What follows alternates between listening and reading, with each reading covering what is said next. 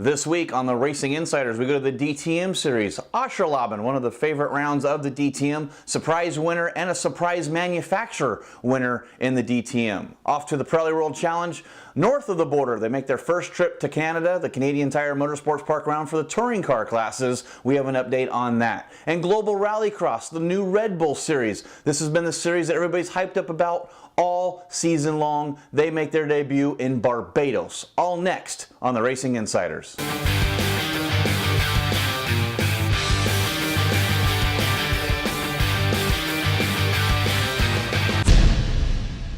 Hi, and welcome to this edition of the Racing Insiders, where you're going to get sports car content every week. I'm Jeff Lepper in Folsom, California. With me is Peter Keane in Cocoa Beach, Florida. Peter, busy week in motorsports, and got some busy weeks for you as well. Yeah, we're all packed up heading for Lime Rock for the Continental Challenge race, so should be a great weekend. The weather looks a little iffy, so if it's raining at Lime Rock, that ought to make it interesting. Well, speaking of rain, you got to go to the Ascherlaben, the DTM Series, making their second start of the year in the rain in variable weather conditions and getting his first victory in the DTM Series. It was Christian Vittoris in the Mercedes, which is also a surprise as Mercedes has been in a huge restructure with their DTM program and pretty much motorsports. They got F1 set, but DTM definitely restructuring that. And Mike Rockenfeller in second and Eduardo Montoya in third. Now, Peter, you talk about race strategy, and this was one on race strategy. Perfect call to come in and pit, get reins on that car during the pace lap, come back out and really gap the field. He was able to maintain that lead the whole time. What goes into kind of those decisions? Is that something that one person makes? Is it a strategy that you guys have, say, on the Spirit of Daytona team? Well, first of all, I'd like to make a call out to Mike Rockenfeller, who drove for us at the 24 Hours of Daytona. He's a little off on the speed in qualifying, so for them to do a good strategy call and finish up second, I mean, he was jubilant at the end of the race that they made that great call. At the Spirit of Daytona, at the long races, 24 hours or the 12 Hours of Sebring, we kind of do it by committee. We have a data guy and an engineer and myself that kind of talk over strategy and kind of run the scenarios. So really, and then of course Troy Fliss puts his 2 cents involved. But essentially, we kind of do it by committee on the long races because our data guy's looking at what the data is. Of course, the engineer is in tune with the drivers, and then I'm trying to do the long range look of who we're really racing against. So it's kind of a big team effort. When we go to the shorter racers like Mazda Laguna Seca, then I'm somewhere out in the world spot and I have input, but it comes down to essentially the engineer's call on that deal. I mean, guys do give them inputs, but it's all by the seat of the pants there and what you think is right. So I mean, it can be a tough deal, and you can be a hero or a zero on making the right call or the wrong call. And you got to wonder, like with Christian Vittoris winning in the Mercedes and the calls that are coming from Mercedes, does the driver ever take place in making those calls? Yeah, but you don't listen to him.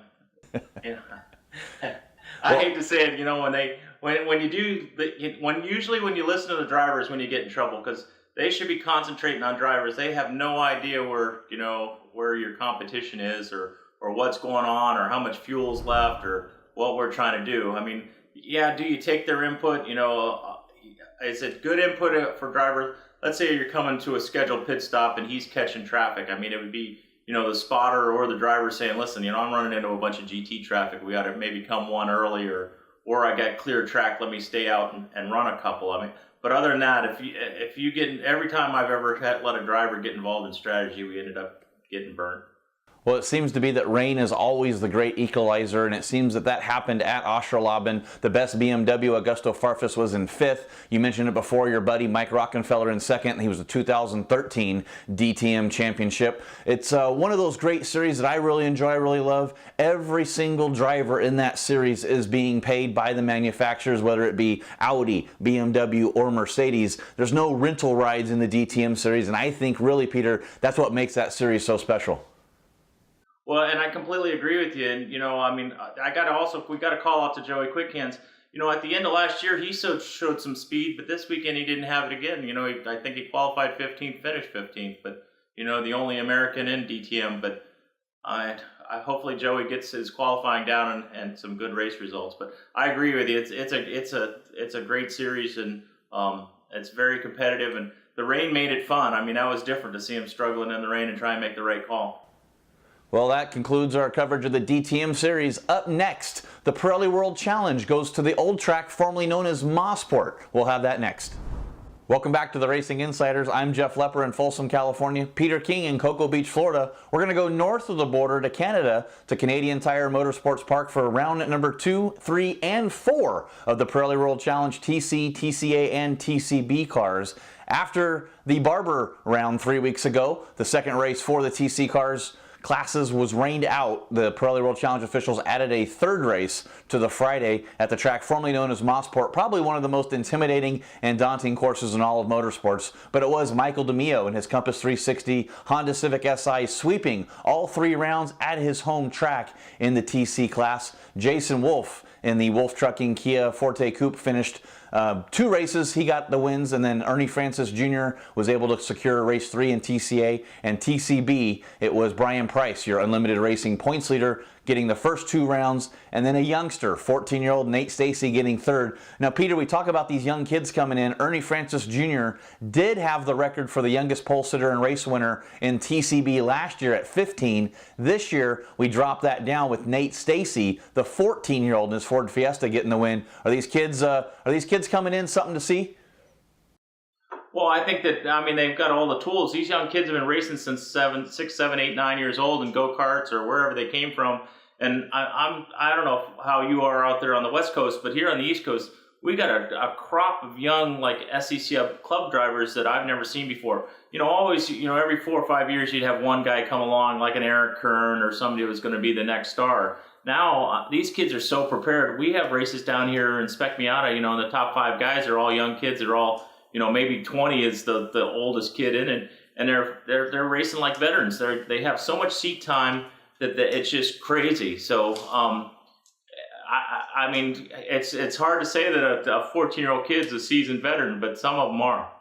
Yeah, Nate Stacy in that Motorsports Development Group Ford Fiesta did a great job, showed a lot of racecraft as he was running side by side with some of the locals that are really at that track at Mosport, Canadian Tire Motorsports Park.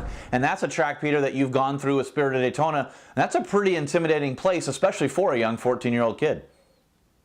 Well, to be honest with you, I've never been to Mosport. So Spirit of Daytona's been there back in the AGT days, but I'm looking forward to getting there this summer. I mean, we do have a Daytona prototype race there. And honestly, I've never been there, never raced there, and I know it's a breathtaking track. So I'm looking forward to getting there. Well, it's definitely an exciting place. I actually got a chance to take a Fiat 500. Thank you to Gary Johnson and SRT Motorsports for giving me the opportunity to go out and the practice and the qualifying sessions. Local boy Nick Whitmer, Kuno Whitmer's brother from the SRT Viper Tudor Series program, was able to step into the seat as well. And I'll tell you what, pretty humbling when you're going around that course. Every corner, I think every corner but 2, and that's the backstretch of that Andretti Straight, is a blind entry, blind apex. You don't really know where you're at. When I'm going around that course thinking my hair's on fire and there's no way I could go any quicker, and he steps in the car and goes 4 seconds quicker than me. Right, I know. Honestly, 1 year Randy Popes was there, and I think it was back in the old Firestone Firehawk days, and he went off somewhere in one of those blind corners, and he said he thought he'd never quit crashing. I think he ended up in somewhere where they were barbecuing or something, so he's like, that's the fastest crash he'd ever had. Well, going back to the Pirelli World Challenge, this year the Pirelli World Challenge officials added a TCA class, and basically it takes the success that TCB has had with the spec subcompact cars and applies that formula to TCA. Basically it makes the build cost of a touring car about half the cost, looking about a $50,000 build instead of these $100,000 touring cars. And that's really opened up the door to a couple new manufacturers. Kia's entered with their Kia Forte Coupe. We've had Mazda come in with the MX-5 Cup car as well as the RX-8. And Peter, that's got to be pretty important by making the series a lot more affordable, but it's also done something where it's made the racing a lot more closer because guys can't make those modifications on the cars. Well, I mean, that's one of the, the mistakes that have been made in the past with some series is cars just get too complicated, especially in those slower classes. I mean, when sports car racing is successful at the lower level, it's pretty much OEM stock type cars. Do performance mods like you guys are doing with the TCA cars, and then let them race. I mean, let's go see. Gets manufacturer involvement. It just makes for good, clean racing, and it makes it and not inexpensive, but definitely less more cost effective. And I mean, I think that's a great way. And once that TCA takes hold, I think that'll, be a really popular class. Yeah, it sure was, with the competition side by side. And once again, just to highlight, it was pretty cool to see the past youngest winner win a race with Ernie Francis Jr. and then the current youngest winner, Nate Stasing, getting the win. Well, that's it for Pirelli World Challenge. Up next, we go to Barbados. Boy, talk about having the wrong job and the wrong series to be with, Peter. Going to Barbados for the opening round of the Red Bull Global Rallycross Championship. We'll be right back. This segment of the Racing Insiders was brought to you by Go Pro, be a hero. Want to keep up with all the racing action at the track? Well, download the new Go Racing TV iPhone and Android app. And remember to like us on Facebook and follow us on Twitter.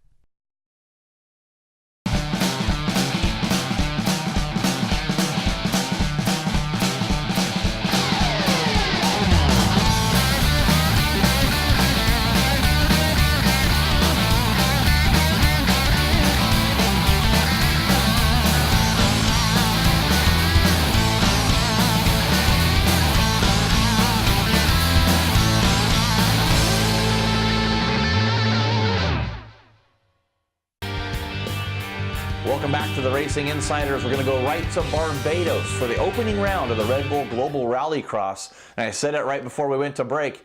Are we both involved in the wrong series, Peter, when we get to go to Barbados for a race? Yeah, Barbados sounds like a pretty good gig. Well, going to that, it was Scott Speed making their debut in the Volkswagen Polo for Andretti Sport Auto Global Rallycross now. Michael Andretti's team setting up a Global Rallycross for Tanner Faust and Scott Speed. Victorious first time out in that Volkswagen Polo with Scott Speed winning. They'll debut the Volkswagen Beetle a little bit later.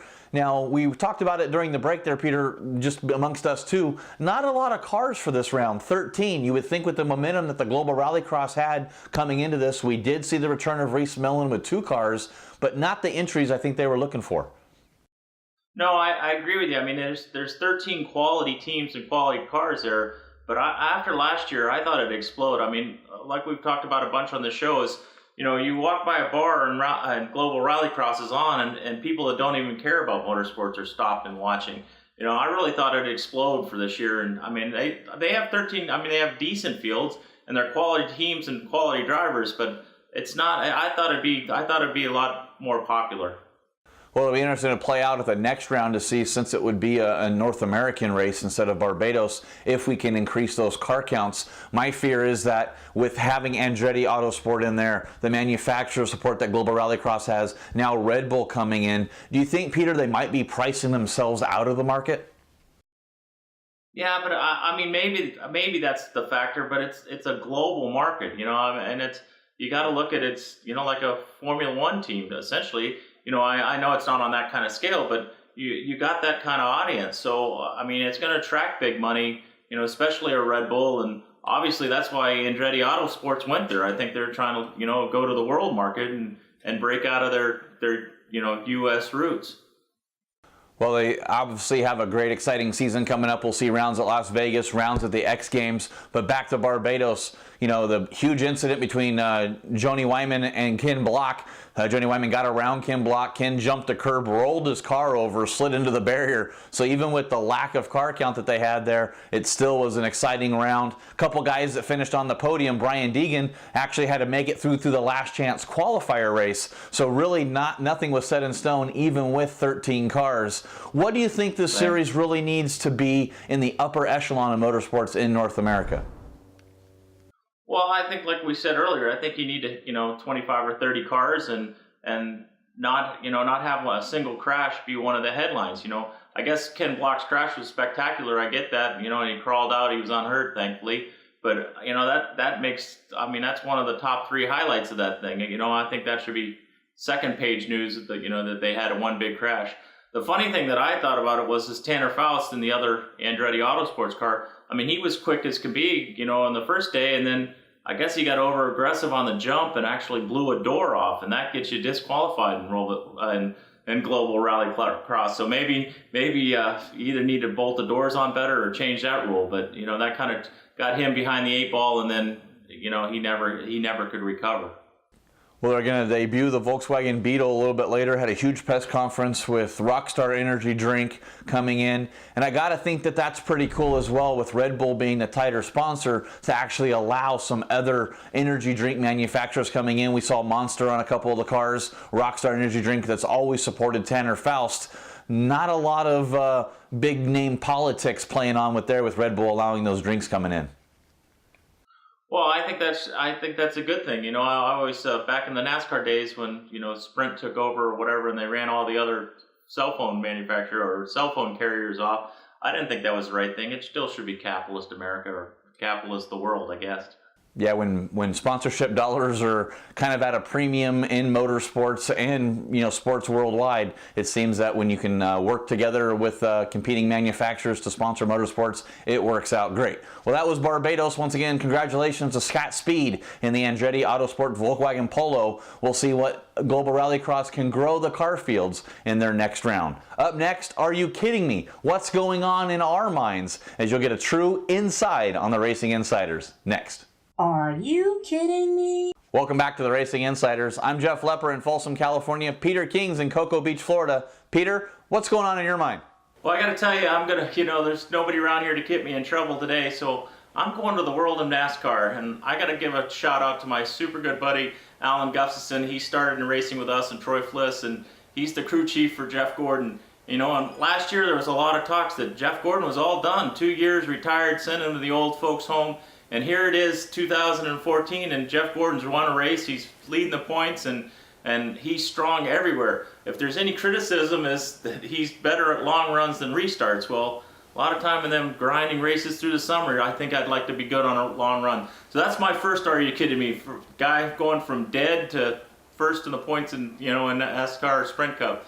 My second one, are you kidding me, is Kurt Busch, buddy. You should have parked the car 2 laps earlier, because he goes out and he even admits in the interview that, you know, he got complacent and he's just riding. Well, this isn't a Sprint Cup race where you ride through the middle of the race and wait for that last 50 to go. So he got caught out at Indy and crashed his car, his, you know, Andretti Autosports car, and I guess he gets to go to Marco's backup, or they piece it back together. Those are my 2 are you kidding me's, and they have to do with NASCAR.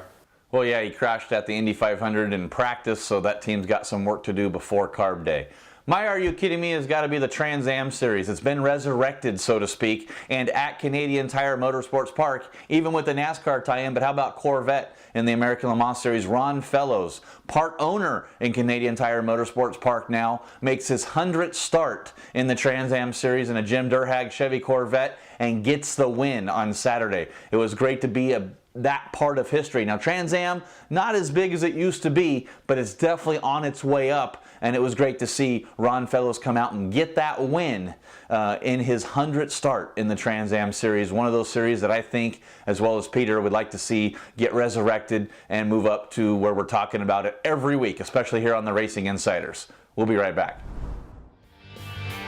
Welcome back to the Racing Insiders. On the racing calendar this week, the Tudor Series.